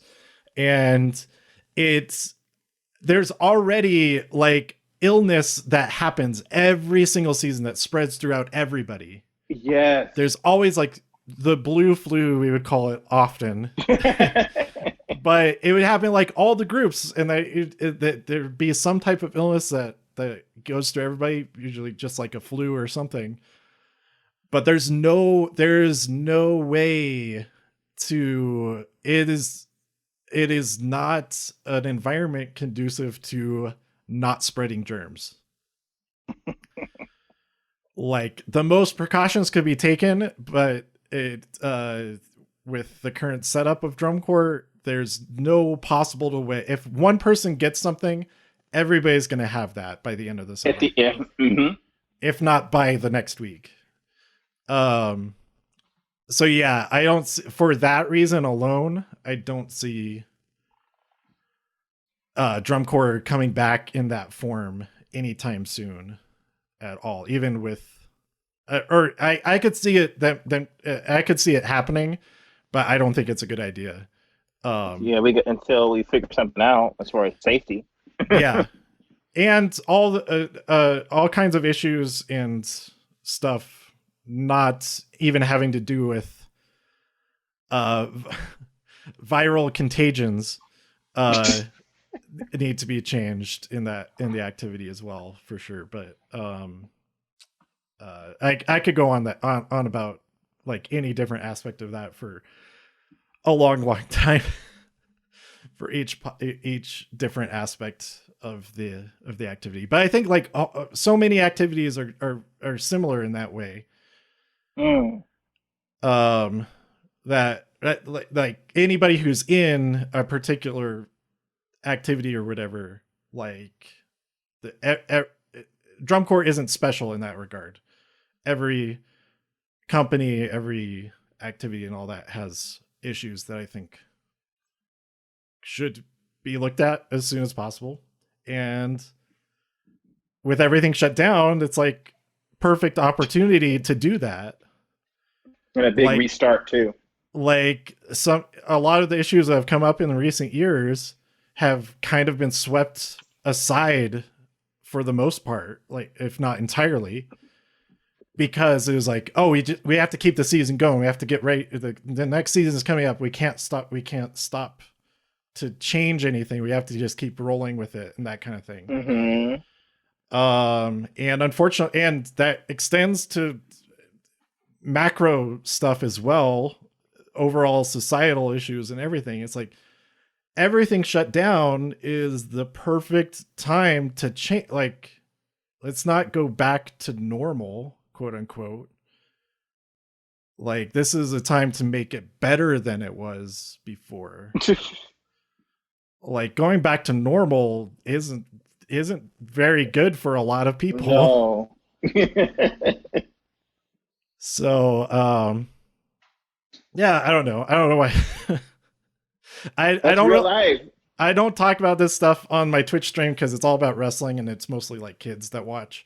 So I don't get into the dark real world stuff very often on there. But yeah, what are your thoughts on all of that?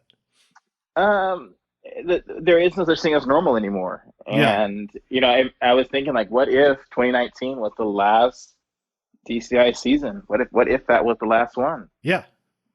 What if? I'm just saying, like, that was, because right now I personally think it is, but trying to do drum corps is not safe. Yeah. Like, and it's because being a teacher now, like, I'm understanding, like, because with BDB, I'm an assistant corps director, so it's a lot more of the behind the scenes as far as like, how do you book a site, what goes on into that, and it's like the teacher side, I'm able to see like, oh, like we have. So when we book a site, it doesn't just go through the band director; it goes through the district. So the district has to approve. Yes. So do you really think a district is going to approve a traveling group from different states? Way. Like it's a lot more. I'm like, oh no, it's so much more. No way. And even if we do get to do drum corps, it's not going to be equitable. Like maybe in some other states they get to rehearse, while maybe on the West Coast, no, you don't get to try. Like it's just not going to be. No, I don't think Americans will take that risk, if that makes sense. Yeah. Like to house somebody, then they got to pay the janitors to sanitize and clean all it.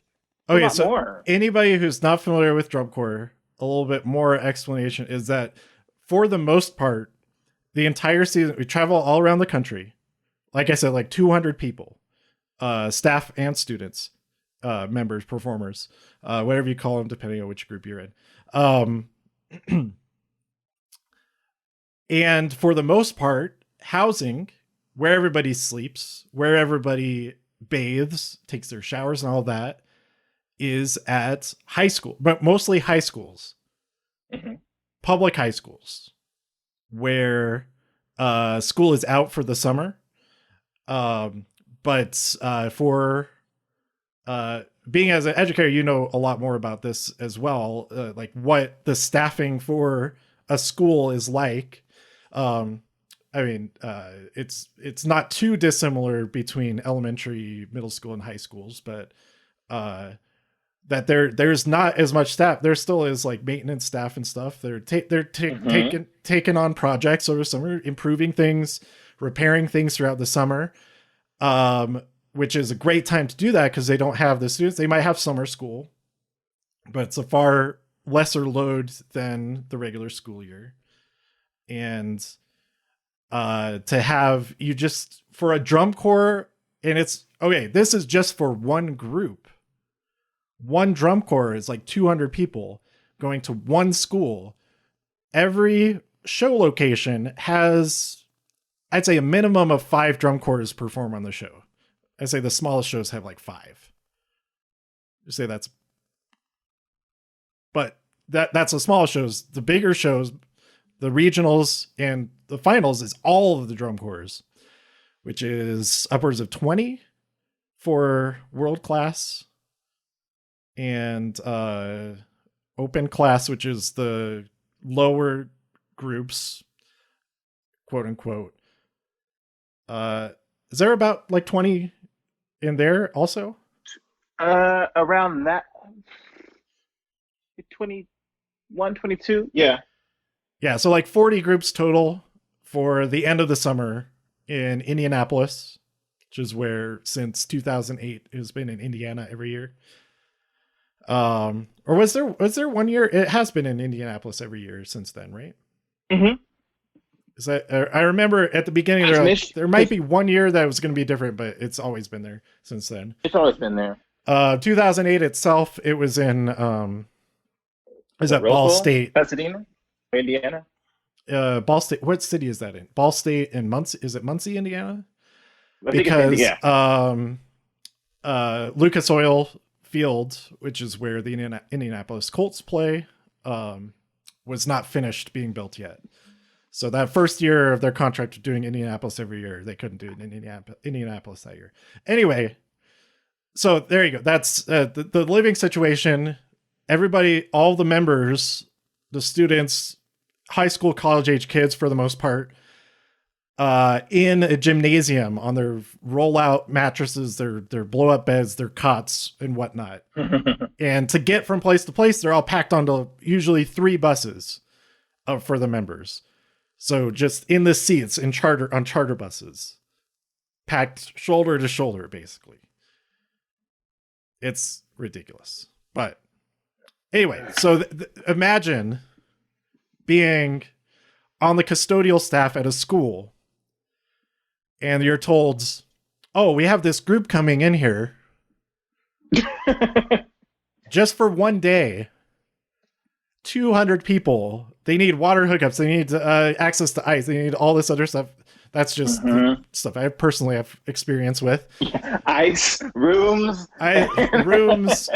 rehearsal spaces. They need spaces for if it rains. They need to be able to go inside. They need the stadium. They need the stadium lights, all the bathrooms, all the showers, all of that, just for one group of 200 people. And that's just one of 40 groups that could be in the area. If it's in the area. There's no way if they did allow it, they'd be insane. And then we forgot about Walmart, the Walmart runs, and how like all those buses, like, and all of those kids, like, it's so yes, it just it's little things we take for granted. Like every year it's a miracle that more stuff goes wrong for sure, like across the entire activity as far as safety goes. It's a miracle that it doesn't happen even more than it does with how crazy the driving schedule is. The hygiene, of course, of everybody. And just the sheer number of miles that are driven, almost all at night, with buses full of people. And there is bad stuff that has happened as far as road accidents go. Yep. Which has been awful anytime that happens. But honestly, I am baffled that it doesn't happen even more often than it has. It's like, it's every single day of Drum Corps Tour is a huge gamble for thousands of people. And that's just for this activity, let alone everything that every other activity that happens across the country all year long and all that kind of stuff. But so yeah, I was really relieved. I think what I'm getting at is I was really relieved when they finally announced no DCI season this year. Oh, but then they were trying to like do like a delayed season, like a brief. They wanted to do it. So when I had met with Efren, so Efren is my he's core director, so I'm his assistant. So it's like, all right, like we need to meet as far as like what the season is entailed. So he met with the board, and they already knew that DCI was going to cancel, but he wanted to inform me as well. Yeah. So he was like, all right, so let's look at first, like let's look at the schedule. And so we were looking at like the world class schedule and the open class schedule, what they were thinking about doing. Yeah. It was really only going to be like 7 shows that were going to, so from like the 20 plus shows on like 7, and it just really, it was only going to be 2 weeks of drum corps. Right. And so then he's like, well, don't worry about that because on Thursday, the rest of the world will know that it's canceled. And I was like, right. What? Like, it's like, it wouldn't have been worth it for the kids and just the safety. Oh, yeah. Like, it's just not worth it to do 7 shows and like finals. Seven shows over like 2 weeks, probably, right? Yeah. 2 weeks of drum corps, as far as safety is concerned, as far as transmissible a transmissible virus goes. I don't see any difference between 2 weeks or 3 months or like 2 days. Mm-hmm. Like if one person has it, especially on the buses, like the breathing, like when you're everybody's gonna have it. Yeah. Mm-hmm.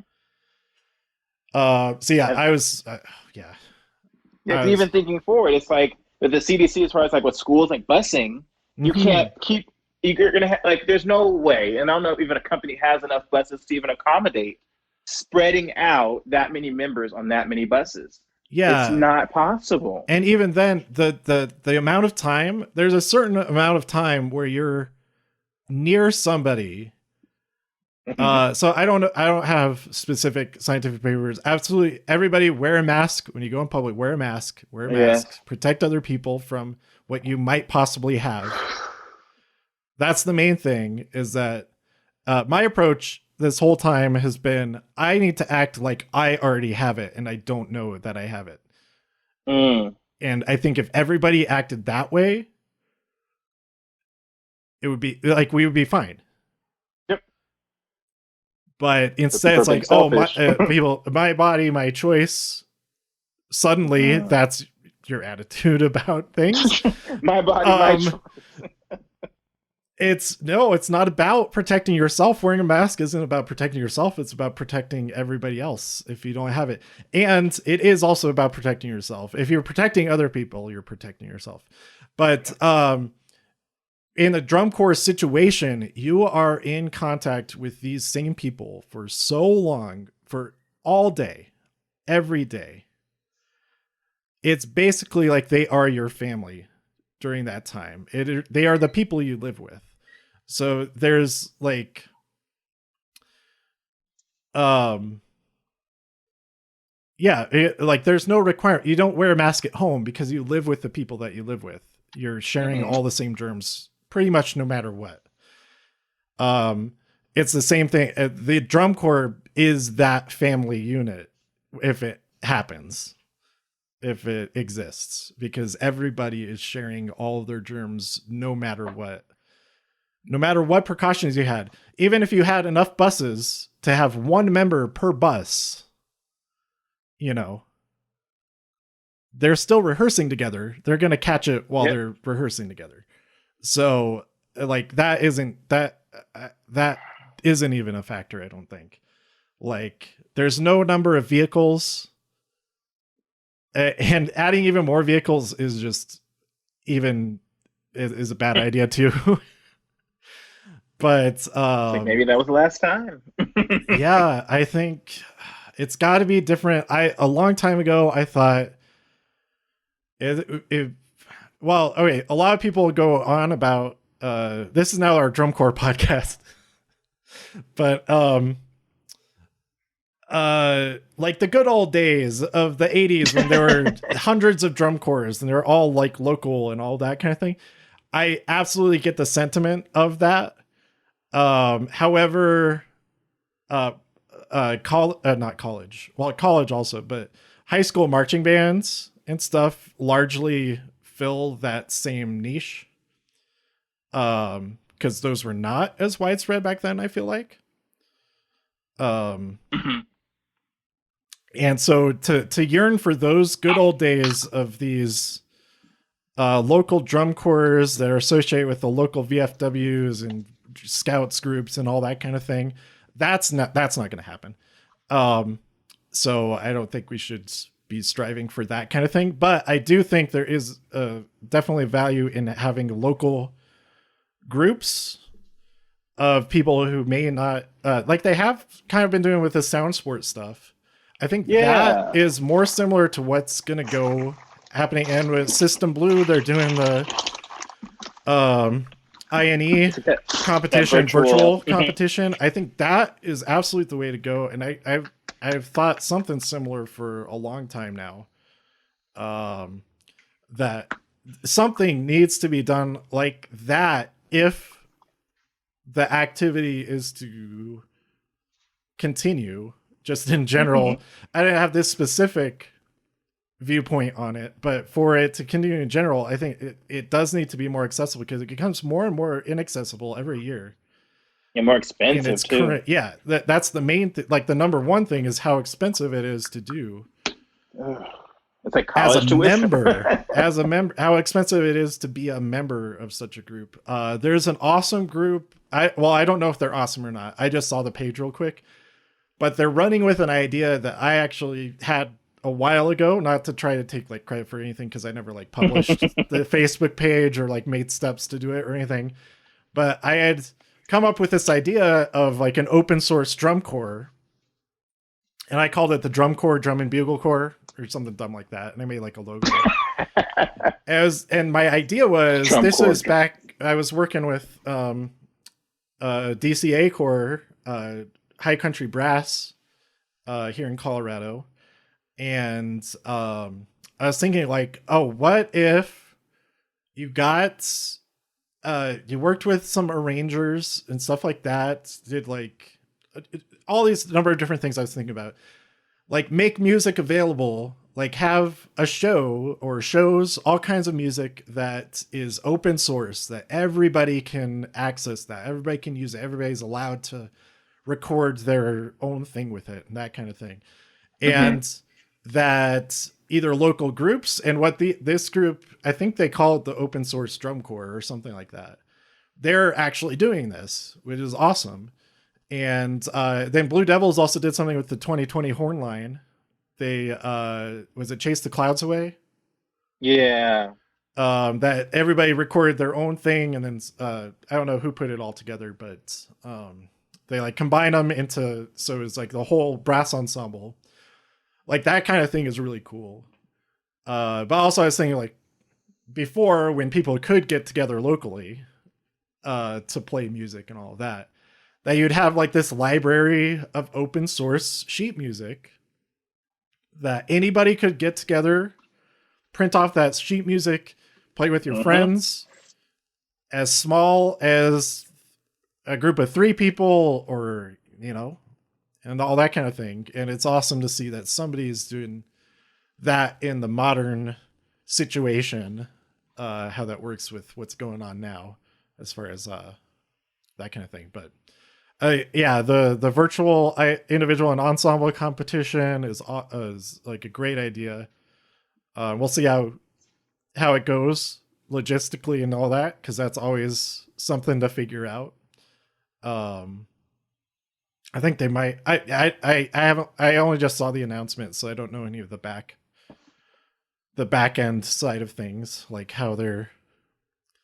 If you'll be able to watch everybody's performances and stuff like that, how does that work with copyright and things like that? But yeah, so that'll be interesting to see from that side of things. But from the aspect of the performers doing it, it's going to be really cool for them to have some type of outlets in that community. And I think that's the main thing, is that community is what they're trying to keep. So keep connected. Totally. So with the theaters still being closed, and even when they do open, I think the only movie that I'm going to go see is Tenet. and I'll have a mask and maybe like a whole hazmat suit when I go see it, which might be appropriate for seeing that movie. What I'm getting to is that movie theaters are still closed. I've been seeing like pop up. There's one near me, pop up drive-ins. Yes. For like old movies. They haven't released brand new movies doing that, but this could be a revitalized age of the drive-in theaters, which would be amazing. I would love that. Okay. But for now, pop-ups in the unused parking lots of these large malls and stuff like that. It seems like a good use of that space. Give us options of stuff to do while also being safe from other people's germs and spittle. So I haven't gone to the one near me, but that would be really cool. But also there's been a lot of movies that have come out on demand instead of in the theater, or just on the streaming services of those the companies that are releasing those movies. Have you done any of those like initial release rentals or purchases yet? I haven't yet. Like I'm saving it for the Candyman. Yeah. I'm waiting if it does go there, which honestly I think it's probably gonna end up being that way. Yeah. Because all theaters got shut down. So I'm just like, okay, so with that being said, this release is supposed to be in September. We're coming up to August.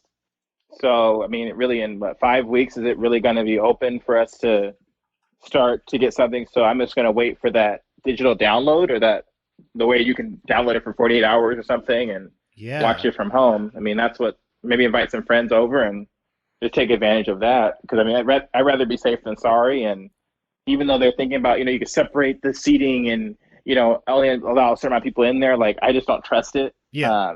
And until we have a vaccine, I just don't trust going out. Like I get tested every 3 weeks because it's free. So whether it's the nostril one, which now it's self-administered now. So now you can do it yourself at the place. But it's because the first one, they just shoved it up there. So I was like, oh, okay. Yeah, now I've had that done for the flu before. I haven't been tested for COVID yet. Since I don't have contact with anybody anyway. So as far as long as I just act like I do have it when I go out. Until I get symptoms and stuff, then I don't feel like I need to risk going to a medical facility if I don't have to. But I've had that done for the flu before. The same, like the nostril swab. Yeah, is not fun. But no, it's like what the Egyptians did to sacrifice, but to like take the brain out. Oh yeah. I watched The Mummy. Okay. Oh my gosh, another classic. Oh, we've got to do an episode about any Egyptian related horror would be great. So yeah, Candyman, they might do the VOD thing. If there is a specific movie, I recommend giving that a try, especially if you live with at least like one other person, or you're able to get together with more than one other person to watch it. To do one of these releases, because like all of the different fields of the arts, movies and TV are ones that they are still able to actually put out the stuff that they finished making. So if you are able to, and you do want something to watch, then it's a great time. Well, I mean, if you can't, to all the listeners out there, if you can't afford it, then don't do it in any instance for anything. But if you do want to see some movies, it's a good time to support, especially if there's like indie movies that are put out on their own platforms and stuff like that. I can't think of any examples at this time, but new movies aren't being made right now. They're not being filmed right now. I guess the CDC stuff. And then another step from that is, we just had Hamilton come out on Disney Plus. Live theater is completely shut down as well. And there is not the same kind of way to continue supporting that industry when it's shut down, like there is with movies and television. Because movies and TV, we can buy it on Amazon or whatever. Can buy the DVDs, buy Blu-rays, all that kind of stuff. There isn't really that. Of course, I'm not familiar with it, but live theater, live performances, live comedy, also a huge thing. Live music, all of that. Like if you have a favorite band, if you have a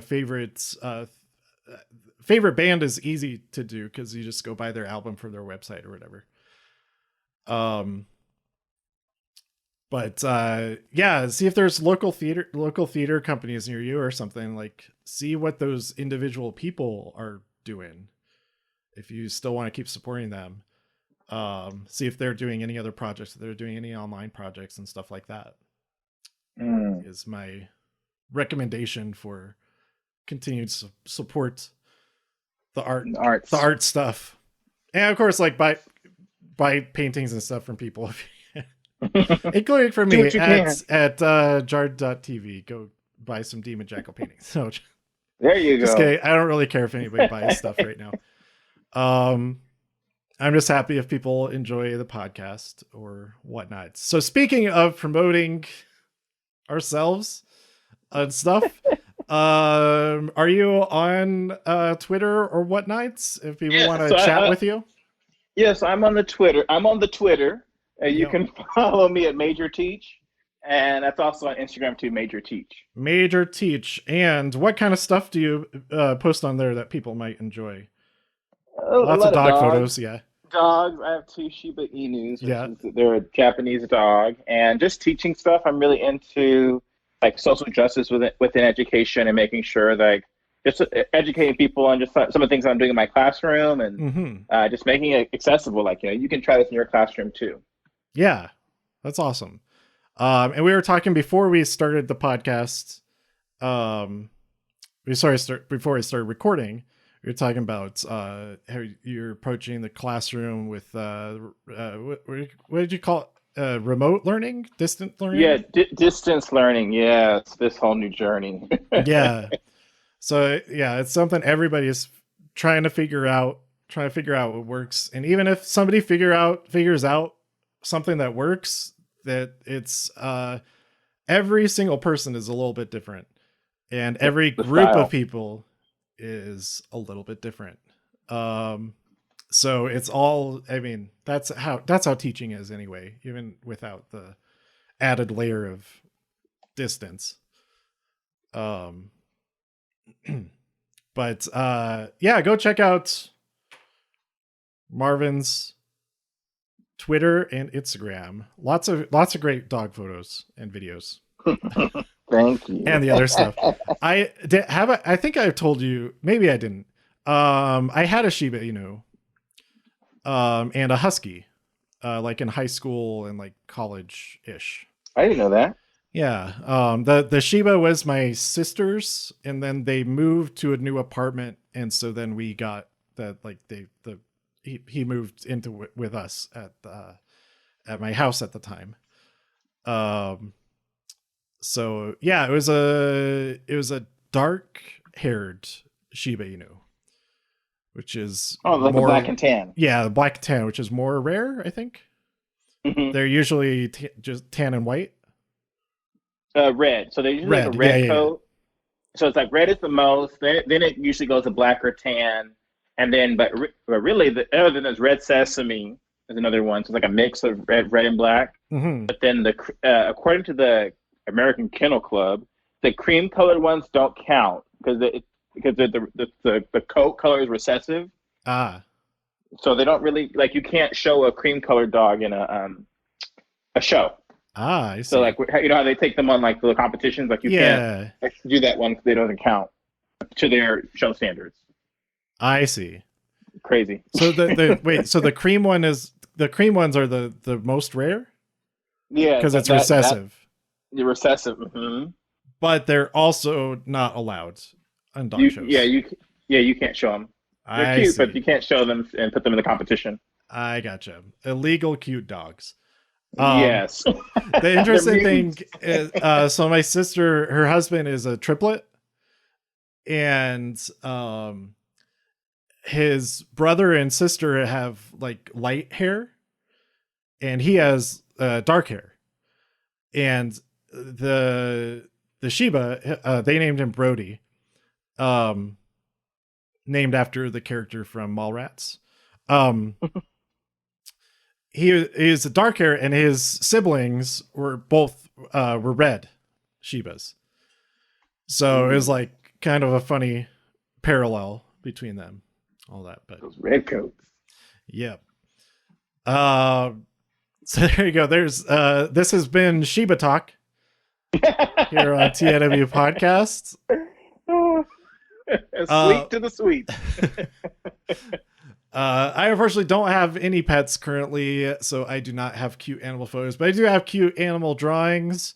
But go to twitch.tv/thedemonjackal and jarred.tv for all the stuff that I'm doing, and links to all the different Twitter things and all that. I felt like I was going to say one last thing to talk about, and then I forgot what it was going to be. Maybe we figure out what movie to do next, whenever that is, and how often maybe we might do the podcast here. Maybe. Well, now I need to watch The Shining, so I think that's going to be my next my list. I kind of feel like don't watch The Shining, just watch Dr. Sleep. Okay, Dr. Sleep. Okay, so I'm going to write that on. I'll look into what the best way to watch it. I don't think it's on any of the streaming services yet, because it just came out on home video like in March. But yeah, you probably rent it for like $1 somewhere. Oh, have you done Redbox since all of this? Have you ever done Redbox? I haven't done Redbox since college. So Redbox, I'd use it a lot because the grocery store that I go to, all the grocery stores that I usually go to have it. And it just seems like a really bad idea now. That seems like a Prime. Yeah. It's basically a virus dispensing machine, I think. Unless they have some sort of like, there's no way that it has like a built-in sanitization system. Maybe we could alternate between a new movie for you and a new movie for me. Yeah, I like that kind of thing. So we'll decide on the next one which movie you would recommend that I should see. We'll decide that after we talk about Dr. Sleep. Okay. Sometime in the future, whether it's weeks, a month, maybe a monthly thing. I don't know. We'll see. I was kind of thinking it would be cool if we did Candyman 2 next month. Ooh. Candyman 3 right before the new one comes out. Yeah, then Candyman 3 in September, and then the new one when it comes out, fingers crossed. Yeah. Be kind of cool. I'll be down. But I have to figure out, it's the second and third movies aren't on like not on Netflix. They were on Prime at first, and they took it off. Oh man, that's how I watched them. I was like, oh, let me rewatch these. It's on Prime, and then like a week or two later, because I don't know how they determine which ones to take off and put on, but it was on there, and then it was off, and it kept going on and off. I'm like, can you decide if you're going to keep it on Amazon Prime, or are you going to take it? And so they finally just took it off. But I think Candyman 1 is both on Prime and on Netflix. Yes, it is. I watched it on Netflix. I wonder if it's on one of those, because they have like those sub channels that are like $5 a month or whatever. And there's a couple of different ones. Like there's one that's like Blood and Monsters or something like that. Something weird like that. The thematic, great thematic. I know what you're talking about. Yeah. So I wonder if it's probably available to watch on one of those, I bet. But we'll talk about that on the next episode. All right, thanks for joining me episode of Dragon Ball Z. Cool. Thank you so much. This is a lot of fun. We talked forever. But yeah, we'll figure out when we're gonna talk next. Thanks for joining me, Marvin. Oh, thank you. I appreciate it. And yeah, everybody be safe out there. Whatever you're doing, do it safely, and just be nice to people. And wear your mask. Wear your masks. It's such a simple thing, if only just as a gesture of caring about the people around you. Anyway, yes. Thank you everybody for listening. Thank you again to Marvin. And thank you. We will see you next time. Here on TIW Podcast. I said that weird. TIW Podcast. Back to you, John. Bye.